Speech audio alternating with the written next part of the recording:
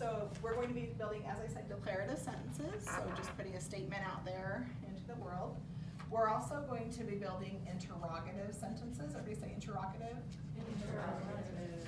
And we know that interrogative means asking a question. So these are question sentences. So when we're thinking about the researchers that we've been reading about that came up, that are researchers who deal in language acquisition theories, we're going to be thinking about the statements that they've made to the world according to their research, or the claims. And we are also going to be thinking about what types of questions and things do they wonder about that they still want to find more information on, okay? And then the last type of sentence we're going to build is exclamatory. Everybody say exclamatory. Exclamatory. So when we're thinking about exclamatory, what is that? Yeah, it's when we're really passionate about it, or really excited, right? Or upset. So these are the kinds of things that maybe the researchers feel really passionate about, or else they feel really is urgent. They feel urgency. Okay, notice that I've left more space for the declarative sentences, because these two right here, they're going to require a little bit of inferring on our part, right? Because we're going to have to kind of like determine based on the context, based on the information about that researcher or about what they said, which ones that they are still wondering about and want to find more information, or which ones that they really feel urgency about, that they're really trying, they feel strongly and they're trying to get that message out to the world, okay? So those are the three types of sentences we're going to build. We know in order to build a sentence, we always have to have a noun, right? Or the subject of our sentence. And we know that the noun is a person, place, thing, or idea. So I have my little person, I have my place, I have my little baseball for my thing, and I have my little light bulb for my idea, okay? So what I need from you now, right now, is I need you to tell me some of the researchers that you found when you were highlighting in your document, okay? So typically, if I were doing this chart with students, a sentence pattern chart with students, I would have students turn and talk to a neighbor during this time for maybe a minute or so, because then it would be a lower risk setting where they would be calling out their answers. I'm not going to have you do that just for the sake of time. So go ahead and start calling out to me some of the names of the researchers. Fillmore. I'm not going to worry about spelling right now either. So Swain.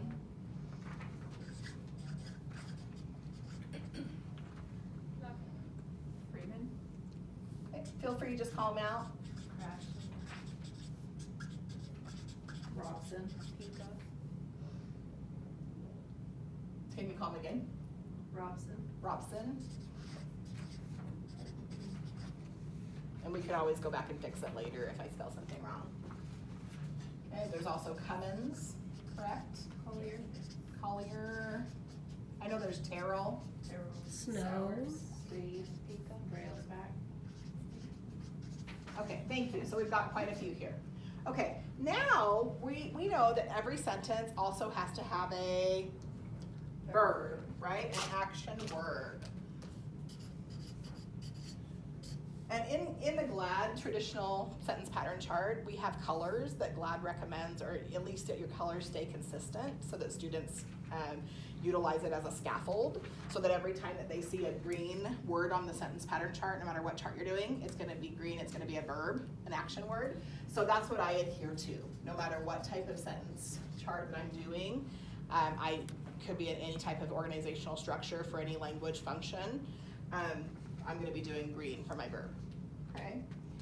All right, what are some declarative words when we're building declarative sentences, sentences that are just a statement? What are some words in English that we would use to do that? I'll get you started. Said. Okay, what else? What other kind of declarative words do we do in declarative sentences? Stated. Understood? Okay,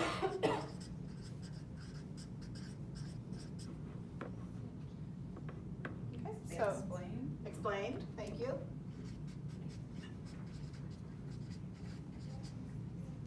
Okay, that's a good start. All right, let's go ahead and go down to the interrogative. Let's come up with some interrogative words, okay? So it would be, I'll get you started, it would be like Cummins asked. Okay, what else? Suggest questions. Okay, I'm gonna put suggested up here, if that's okay. Questioned. Wondered. Inquired. Inquired.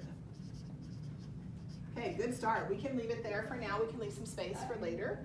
Okay, how about exclamatory? If we're thinking about when they feel passionate, when they feel like there's urgency, what kind, and let's say that we're imagining in our mind that they're giving a speech at the WABE conference, Washington Association for Bilingual Education conference, and they're trying to instill a sense of urgency in other educators. What kind of verbs would we use to build that kind of sentence?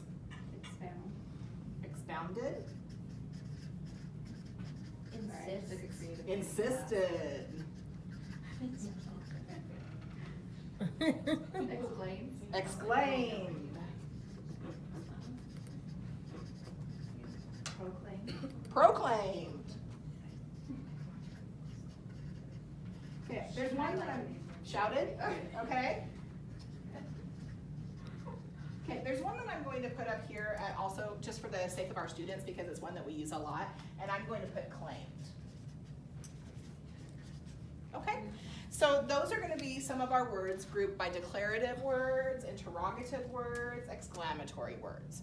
Okay, now this is when the information comes in for your nuggets, okay? And I understand you're not going to be able to pull the nugget that you highlighted exactly verbatim, the way that you highlighted it. So you're going to have to take from that highlighted nugget of information that you got from that researcher, and you're going to have to put it into your own words, okay? And we're going to do that whole section. We're going to call that whole section the dialogue section, okay? So, go ahead and look at your nuggets, and on this one I'm not going to do choral calling because it's a little bit longer statement, so I'm going to just take it person by person. So who has a nugget from one of these researchers that you can share for my dialogue section? Yes, Tracy. Krashen suggests learners acquire language by understanding language a little beyond their current level.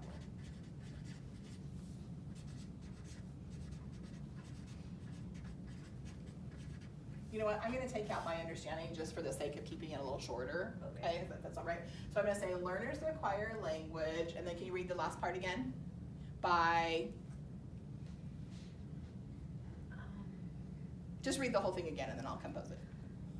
Learners acquire language by understanding language that is a little beyond their current level of competence. Okay, so learners acquire language by practicing language that is a little beyond their understanding. Is that okay?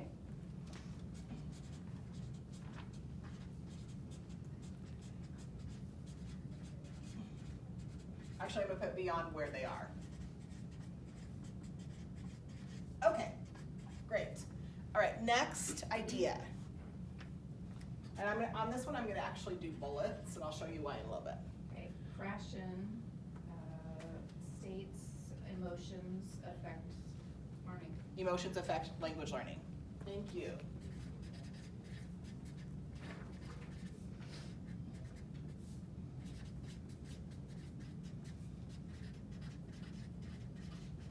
I could have even just put learning, like you said it. That would have worked fine too. Okay, another idea. So like Swain stated, the need to provide opportunities to use language and skills. Okay, learners need opportunities To use language and skills. The acquired. to use new language and skills.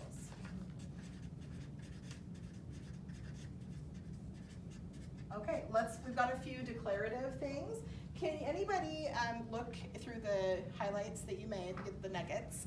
Is there anything you saw where people were kind of tentative and they said, we need to research this more? This is an idea that we're looking at more, that we want to explore more, that type of thing. While you're looking for that, also look and see if you can find anything about that you feel like that people are passionate, that they were like, this is really what needs to happen. That teachers really should be doing this, or this needs to happen.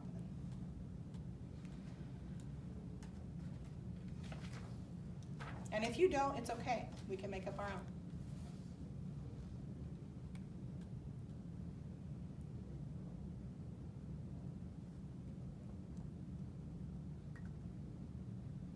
Not really? Okay. All right, let's make up our own. Okay? So remember how I told you yesterday that there have been some critics of Krashen's theories because they say that a lot of them are not really provable by hard data. That it's more of an anecdotal observation where you can prove it that way, but it's harder to isolate and prove just with numbers. Okay? So what could be an interrogative sentence that we could make using Krashen? So Krashen wondered what? Remember, Krashen had the natural order of language. He had the idea of monitor, that language learners are constantly monitoring their usage of the new language and how they're doing with that, if it's accurate or not. He had the affective filter, and he had the comprehensible input. Okay, so what do you think? Krashen wondered what? Well, I feel like it's kind of similar to the first input, because it says Krashen's comprehensible input hypothesis suggests, so that's his wondering. Okay, So, could we add but- hypothesized? Because hypothesize is kind of a tentative word, right? It's a questioning word.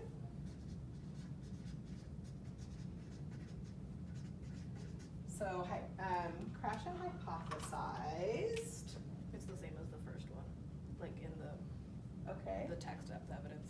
Okay. So could we put would language learners acquire new language better when it is when content is comprehensible, right? I'm just gonna put ELLs for language learners. Acquire language more effectively when it's meaningful. I'll put meaningful. Okay. Let's do one exclamation, and then we'll move on to the next part of the chart, to responding to the chart. Okay, so what else? Think about what Angela shared yesterday about the cup and sup and the icebergs. What's the opposite of cup? What's the opposite of utilizing first language that you're proficient in to transfer that framework and then plug in new language? What's the opposite of trying to build a bridge for transfer? Separate, right? Separating. So what do you think Cummins would say about SEP?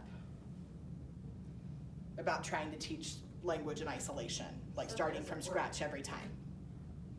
Okay, he would say. SEP doesn't work. He would say not providing for language transfer is ineffective. Okay, so let's make that. So be Cummins, and then what would be an exclamation word? Insisted. Or we could actually do it the positive way too. How could we say the positive way? Utilizing someone's first language to teach a second language makes it the most effective.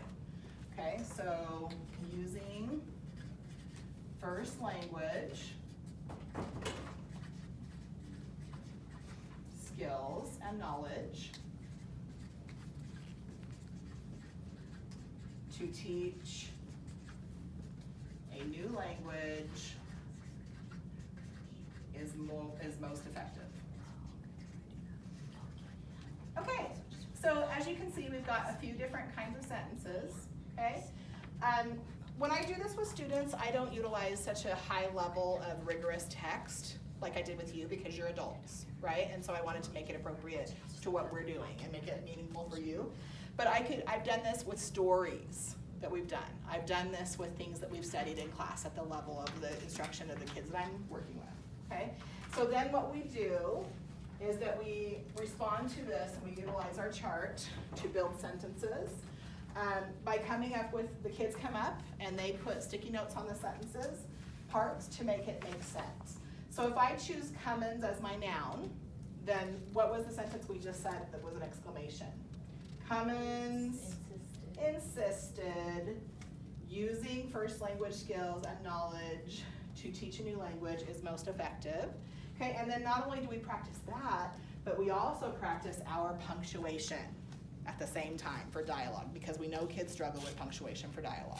Okay, so they come up and they put in the quotation marks on the chart where they need to go. Okay, and that's why I crossed that out and put a bullet there because I forgot that I don't put the quotation marks actually when I'm writing it because I want the kids to help me figure that out. Okay, so we put a comma after insisted, and I just usually put a comma on a sticky note like that. Okay, and then we'll put the quotation marks at the beginning, beforehand, and then the quotation marks afterwards at the end of the quote.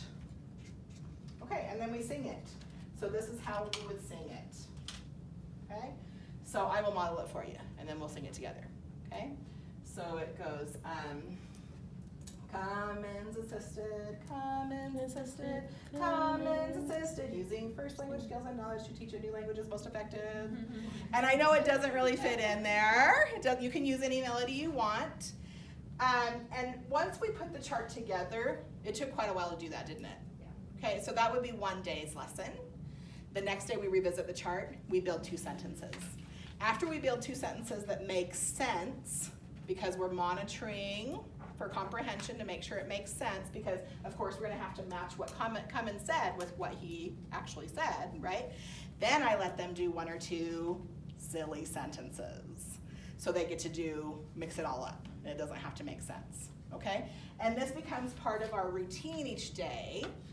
It becomes an additional way to practice language function, okay, and sometimes language forms, depending on what we're practicing, because as you know, those of you who have had GLAD, that helps us practice the past tense form of the verbs. It helps us practice comparative and superlative. We can utilize the sentence pattern chart in lots of different ways, okay? This is another option besides sentence frames for rehearsing new information and for practicing language functions and forms.